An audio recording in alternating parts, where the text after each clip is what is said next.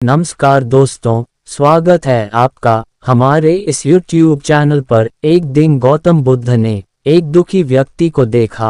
व्यक्ति बुद्ध के चरणों में गिरकर अपने दुख दूर करने का उपाय जानना चाहता था। गौतम बुद्ध ने उस व्यक्ति को अपने पास बिठाया और बोले कि तुम व्यस्त में चिंतित हो रहे हो। सुख दुख हमेशा नहीं रहते। मैं तुम्हें एक कथा सुनाता हूँ, ध्यान से सुनो। किसी नगर में एक सेठ रहता था।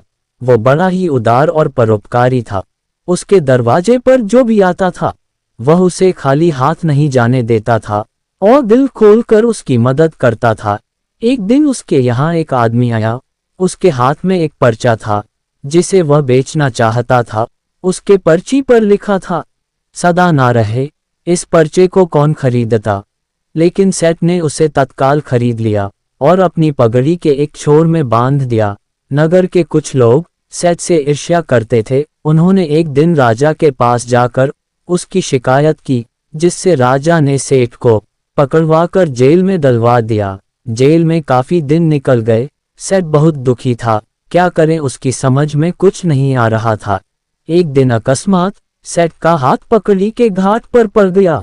उसने गांठ को खोलकर पर्चा निकाला और उसे पढ़ा। पते ही उसकी आंखें खुल गई। उसने मन ही मन कहा, अरे तो दुख की बात क्या है? जब सुख के दिन सदा ना रहे तो दुख के दिन भी सदा ना रहेंगे। इस विचार के आते ही वह जोर से हंस पड़ा और बहुत देर तक हंसता रहा। जब चौकीदार ने उसकी हंसी सुनी तो उसे लगा सेठ मारे दुख के पागल हो गया है। उसने राजा को खबर दी। राजा आया और उस सेठ से पूछा, क्या बात है?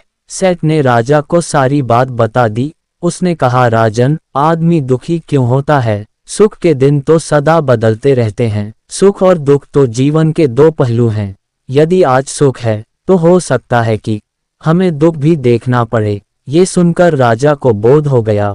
उसने सेठ को जेल से निकलवा कर उसके घर भिजवा दिया।